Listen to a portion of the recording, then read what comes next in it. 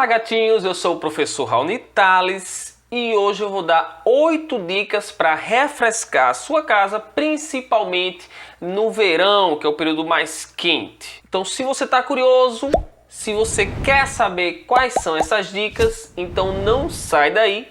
Mas antes da vinheta já se inscreve no canal e deixa o teu joinha. Venho já já, viu?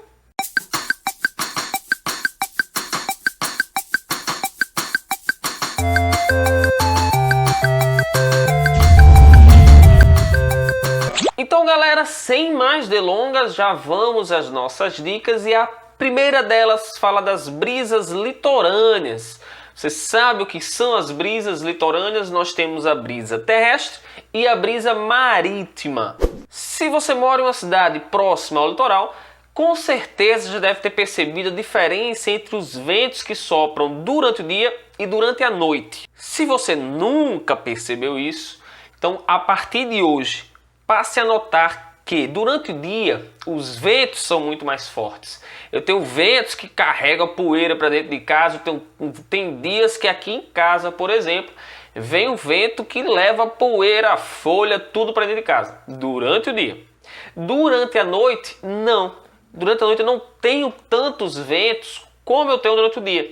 E os responsáveis por isso são essas brisas que eu vou explicar para vocês agora. Durante o dia, a terra é mais quente do que a água, então o ar que está logo acima da terra também se aquece. Esse ar, por estar mais quente, ele diminui sua densidade, ele fica menos denso e sobe.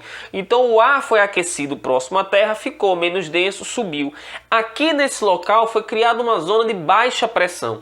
Para ocupar esse local onde tem uma baixa pressão, vem aquela massa de ar do oceano para a terra. Sopra um vento do oceano para a terra, do mar para a terra, na tentativa de ocupar esse lugar aqui. Essa brisa, durante o dia, portanto, é chamada de brisa marítima, que sopra do mar para a terra. Durante a noite, se você já tomou banho na praia à noite, se não, eu aconselho você provar da água, ela é bem quentinha. Então, se a água da praia está quentinha à noite, o ar em cima da água também está quentinho. A areia está fria, o ar em cima da areia está frio, beleza? Esse ar quente aqui, ó, em cima da água, fica menos denso, sobe. Nessa região é criada uma zona de baixa pressão, o ar sopra, portanto, da terra para o mar. Essa brisa é chamada de brisa terrestre, sopra da terra para o mar.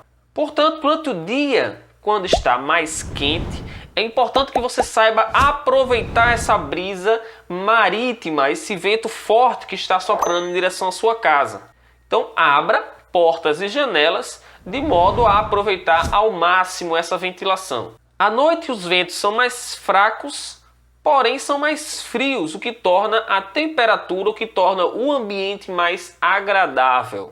Segunda dica, embora não utilizemos aqui, são as casas de madeira. É muito comum vermos casas de madeira na região sul do país.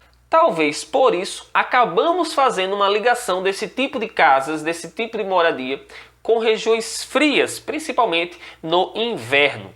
Mas saiba que as casas de madeira são bons isolantes térmicos tanto para locais frios quanto para locais quentes. A madeira ela tem um calor específico muito elevado, ou seja, demora muito para ela elevar sua temperatura, ela precisa receber muito calor para conseguir variar a sua temperatura. E uma baixa condutividade térmica, ou seja, ela não conduz o calor com tanta facilidade. Por isso, não nos queimamos quando, por exemplo, você acende um palito de fósforo. O palito vai queimando até chegar ao seu dedo, mas antes disso, você não sente a madeira quente devido a essa baixa condutividade térmica. Por isso, são tão úteis as colheres de pau. Por isso, os talheres de antigamente eles tinham cabos de madeira, hoje foram trocados por cabos de plástico. E por isso, os vinhos são fermentados em barris de madeira, em barris de carvalho, que são bons isolantes. Comparando essas casas com as casas de cimento e tijolo, temos que o cimento não é um bom isolante térmico e suas propriedades térmicas são inversas à da madeira. Ou seja, baixo calor específico, sua temperatura varia facilmente, e alta condutividade térmica, conduz facilmente o calor. Já reparou a dificuldade que é andar em um piso que está exposto ao sol, por exemplo, no verão, ao meio-dia, você andar descalço em um piso de cimento? É muito quente. Da mesma forma que também é muito quente ficar próximo a uma parede de alvenaria nesse período. Terceiro, ventilação cruzada. Sabe o que é isso aí? Janelas e portas abertas. Isso ajuda a ventilação e, consequentemente, a troca de calor. Isso faz com que o ar quente saia e o vento, trazendo um ar mais frio, possa circular pela sua casa. Em muitas casas, por falta de atenção, não existe ventilação cruzada, o que nada mais é do que fazer o vento entrar, circular e sair da sua casa. Quanto mais ele circular, melhor. Por mais cômodos também ele pode circular, mais ventilação a sua casa vai ter. A ventilação cruzada se baseia em colocar portas e janelas de frente uma para outra ou em diagonais. O importante é que o vento tenha por onde entrar e sair, de preferência várias opções. Uma outra importante opção é que a casa tenha o teto mais alto para facilitar na circulação do ar. Um erro cometido principalmente em casas do interior mais simples, onde os tetos são baixos, o que dificulta a circulação do ar e torna as casas mais quentes. Um outro problema que ocorreu, que eu posso dizer para vocês que eu já vi, é que as casas antigamente, quando as estradas eram de barro, elas ficavam ao nível da estrada. Só que quando houve a pavimentação e o asfalto, houve a necessidade de aumentar essa pista. Isso, as casas ficaram mais afundadas, então praticamente abaixo do nível das ruas. Isso faz com que as casas também fiquem mais quentes do que normalmente seriam. Quarta dica: uso de ventiladores posicionados estrategicamente. Além de posicionar os ventiladores em locais que ajudem na circulação do ar, uma outra dica importante para otimizar o desempenho dos ventiladores é colocar uma bacia com água, garrafa com água ou gelo em frente a eles. Fazendo isso, você condiciona melhor o ar e o resultado vai ser bem mais refrescante do que você pode imaginar. Além de que ajuda a aumentar a umidade do ar em locais secos. A velocidade do vento vai aumentar o processo de evaporação da água, roubando o calor do ambiente e deixando a temperatura mais agradável. Outra dica é usar panos molhados espalhados pela casa. Quinta dica: sombreamentos no terreno. Uma providência simples é o plantio de árvores, como os flamboyants, que perdem suas folhas no inverno, plantado no lado oeste da casa, que é o local onde o sol se põe. Esse é o lado do sol mais quente, tanto no inverno quanto no verão. Por isso, no verão ela vai impedir que o sol bata diretamente nas casas, e no inverno ela vai perder suas folhas, permitindo que a luz solar entre na casa e não deixe a casa tão úmida, por exemplo, evitando o mofo. Sexta dica: utilize cores claras. Dê preferência a cores claras, brancas ou tons de pastel, tanto fora quanto no interior das residências. As cores escuras absorvem mais calor, vindo pela luz, pela radiação eletromagnética, deixando o ambiente mais quente.